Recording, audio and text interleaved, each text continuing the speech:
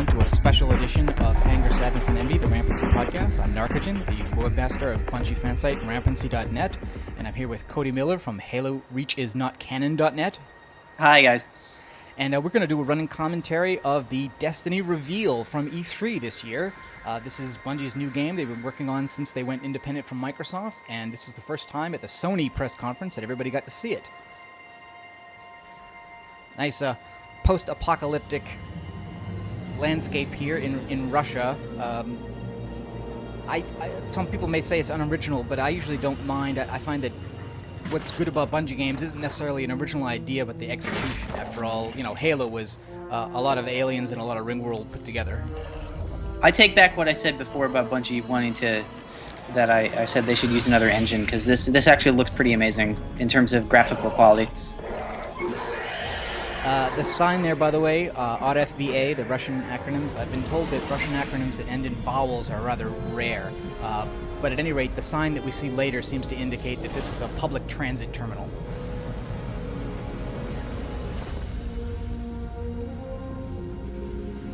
Now, talk a little bit about your objection to being a lone hero, because if you think about it, this looks a lot like a Halo cutscene, right? The player arrives on the scene alone. But you're not alone in this world. There's a bunch of other people like you, and you say that's a problem. Well, I mean, the idea of you're a hero, it's sort of contradictory with the notion that it's a shared world and there's a lot of other people in it, because ostensibly they're supposed to be the hero too. But how can you? Well, no, how can everybody be a hero if you're all doing the same stuff? You know, a hero. I mean, there are lots of elite fighting units that have more than one member. There was more than one Spartan. And I don't mean Halo Spartan. I mean the original Spartans. There were 300 of them. So. But who wants to play as, like, Kelly? Everybody wants to play as the Master Chief. Hey, it's Jason Jones. Hey, Jason Jones. On stage in public. How's it going? Not saying anything. Okay, there we go. So I'm a little disappointed that there's only 4 gestures. If you've seen the control specs that have been leaked. Yes, it's like dance, wave, point, and... Ready? Portal 2 had quite a few more. I'm a little disappointed that we can only do those 4. You coming? Now, do you think that means that when you do the public events and you're playing with some other random people, that there won't be voice communication between the two of you, so you'll have to use gestures? Do you think that's No, that would be pretty ridiculous and just totally ineffective. There's going to be voice communication. I mean, it's just there's no substitute for that. Right, but in Halo, didn't people most usually set their voice to party only? So that would be the 2 of these guys, and it wouldn't be all the other fire teams that get added later on. Well, I don't know, but all right. So the environment looks cool, but at the same time, it looks nice, but it doesn't seem to be very what's the word, like, interactive. I don't know. Maybe it's just because it's a game demo. They can't go too crazy. You mean in terms of what, destructible or moving objects? Yeah, just like, because I mean, you're just it's something that you walk through. Okay, this is where it gets a little strange. No, I actually like this idea. I mean, again, Bungie they're mining their own history for stuff, but I kind of like the idea that everybody gets their own 343 Guilty Spark, who follows them around, and that character may be all different aspects of the Traveler. That's what I get the idea, that this is a representative from the Traveler, that it's where you get your special powers from, and it's who's going to help you go through the world. Do you think you're going to be able to upgrade it? Yes, I have read that. I think Joe said that they would very likely, like 99% be likely customizable by the player. And I like their choice of voice actor as well. It's Peter Dinklage in the demo anyway. I think they've not. Well, I mean, maybe they couldn't get Stephen Merchant. Aim down sights, awesome. Yep, and that was also in the control scheme. I think it's left. Well, whatever a PlayStation has for a bumper, I don't even know. The first thing I noticed when they haven't started fighting anybody, but the first thing I noticed is that the combat seemed pretty simple. I don't want to say, because it's almost like Halo had a lot more going on with the different weapons, and you had enemy shields that you had to drop with either plasma weapons and then get headshots. It seems like this is just, Right. you Well, shoot them until the life bar goes down almost. Right. Well, first of all, as we pointed out, there are numbers right above all these guys, and they're all pretty low numbers. So it may be that Fallen are, cannon fodder enemies. What do you think the 5 is? Is that his level? I think it's also his level, but Joe has also said that he won't talk about that. And I'm sure they're very worried about the same thing you're worried about, which is, Halo was purely a skill-based game. There was no difference between players. If two players had the same weapons, then they would do the same damage under the same circumstances. And once you start giving out unique weapons... See, look at that critical hit. There's It looks like there's a Team Fortress 2 style element of luck there, which was pretty much universally hated by the hardcore players of Team Fortress 2. Well, if what you're saying is that you don't think Destiny is going to be hardcore MLG, I don't think it is. I don't think... Yeah, well, you can't support an MMO on just the hardcore players. There's not enough of them. No, exactly.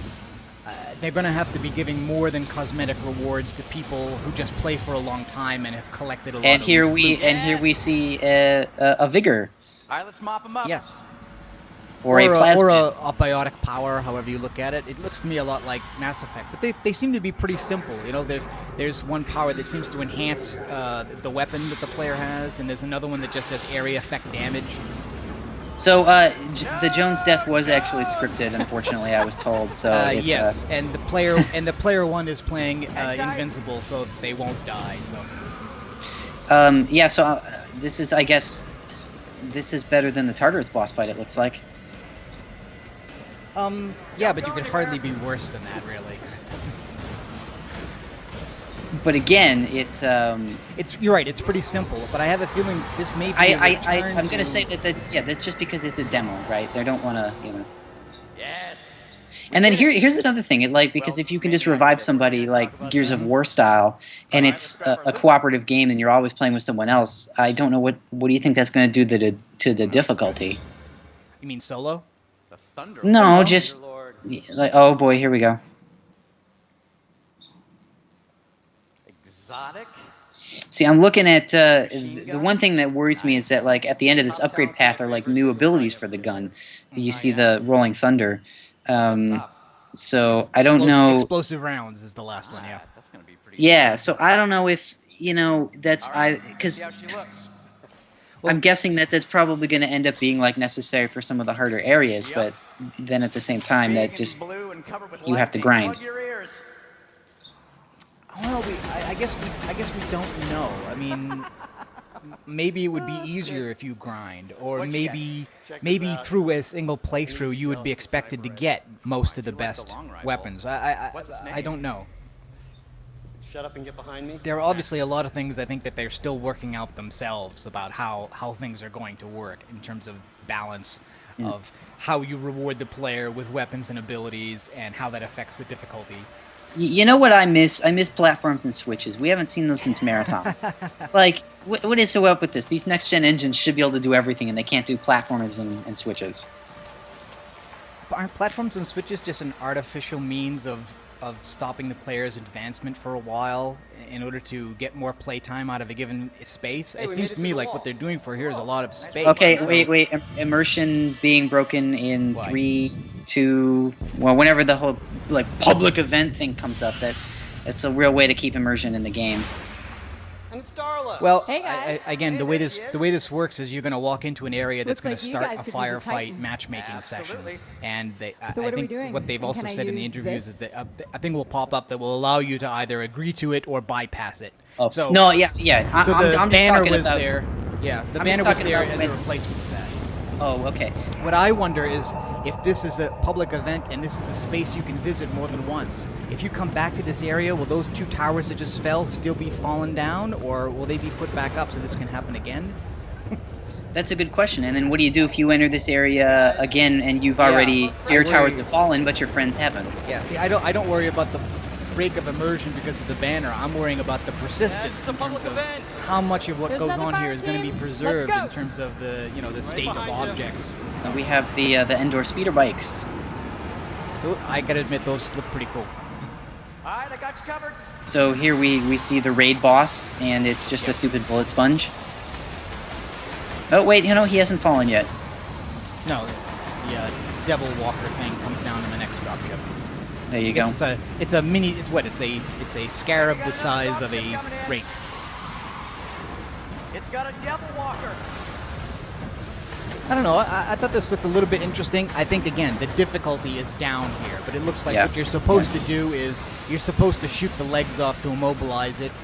You can see it takes a special posture there before it fires its weapon so that you can tell when it's going to happen.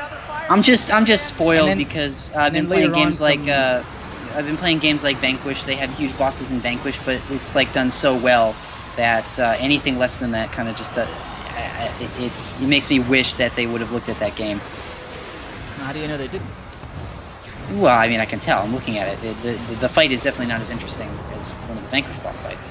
Well, right, but look, I mean, think how long a WoW raid takes compared to this. I mean, this is only what? Well, I don't know 60 seconds? how long do WoW raids take? I've never really done one.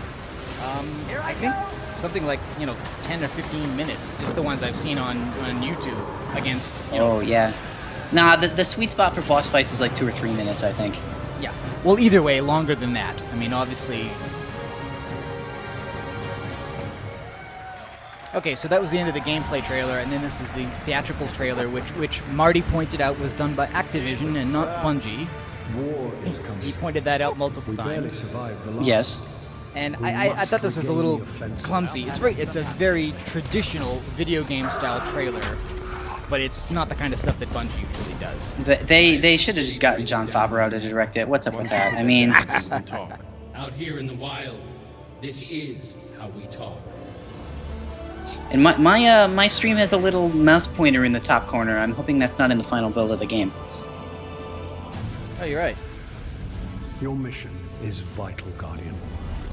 See, if you succeed, you will become a legend. Well, he Like- should have said a legend. If you fail, You can have Yeah. more the than one city legend. will I fall, mean, and the last I light of suppose. civilization will like I go said, out. it's a little bit like EVE Online, where every pilot is special in the universe because there are a Well, lot of no, EVE not so Online's a special bad people. EVE Online's a bad example because most of the people in that game just play like regular Joes who just work for corporations and mine stuff. It's like that's hardly a fulfilling existence as a galactic adventurer. Well, yes, there's more variation in what player activities are in that game than this. Obviously, there's no role for there's no non-combat role in Destiny. I don't think. But the strange thing about this reveal was even though they showed us the game, I don't really get it. I don't really have any more of a sense of what this game is about than I did before. It's like everything that was revealed was sort of what I already knew, except for the gestures, of course. Oh. Well, I don't know. I mean, the gestures to me were the least interesting part. But I mean, yeah, they didn't reveal any story here. I mean, Have you played Portal 2? Like, Yeah. have you just sat there playing rock paper scissors with your co-op partner? It's kind of fun. I haven't played co-op, so Oh man. I know what that is. I know what it is, and I know how it works, but I haven't played it. Obviously, network issues, stuff like that. So do it with your wife locally. I've tried. Usually, the only thing I can get her to play is Halo, but we'll probably be playing Destiny when it comes out. The only question is what on. Not a fan of Xbox One so far. So PS4, easy choice. I've got a 360. If they release for that, I may just stick for that and then see what to do next. Here's my other question though, because Destiny is a 10-year property. Yep. So is the Xbox 360 going to keep getting content 10 years from now? I assume not. I mean, I was assuming that only the first game would come out on the old consoles. But then again, Microsoft is taking this hard-ass stance of like, well, if you don't have good internet, the 360 is for you. Stick with the 360. This is directly applicable to you. Yeah, it is. I mean, look, I actually like some of the online features of the 360, but they're all optional, and that's why it works for me. Like sometimes, even when my internet is working, it just can't reach Xbox Live, and I've got to fiddle with the router or do some other things, and sometimes it just doesn't work. But it doesn't matter because I can still play all my games. I think the only thing I lose is occasionally that like some XBLA titles that I bought on my secondary console and I copied over to my other console with a USB. Some of them won't work unless I'm logged in, But it's a minor thing. Anyway, we should talk about Destiny. Well, no, I'm pretty stoked actually. I was kind of on the fence, neutral. Let's see how it plays out, but I like the way it looks. It looks like it's a lot of fun, and for me, again, I view games more as a virtual tourism. So what I see there is that I want to see those places, and if the place they've showed is that big and that detailed, and that's just one area of Earth, and there are several other planets, I can see that there'd be a lot of stuff that I'd want to go do in that world. Sure. But I don't like the fact that people are comparing it to Borderlands. That's not a good sign because, like, Borderlands, it has board in the title. No, Like, yeah, I didn't like Borderlands either. I can see the superficial comparison that people are making with the idea of online co-op and loot with unique weapons that you upgrade, and I think that's what people are keying off of, and that. To me, that doesn't say Borderlands. Borderlands' story was horrible, and I wasn't a fan of the art style. It is the most boring game I ever actually finished. see, there you go. And right in there in the title, Borderlands. Yeah, So- but again, I think it's a superficial comparison. I mean, that did not feel to me at all like Borderlands. It's just when you reduce it to, oh, you have levels and you have weapons that have stats. That's all. Well, Cody, thanks very much for sitting down with us to talk about Destiny, and we'll do again some more. We're also going to be going back next week to our series of Let's Play videos for Bungie's sci-fi shooter Marathon 1. Oh, yeah, I have to get on all the grenade jumps, don't I?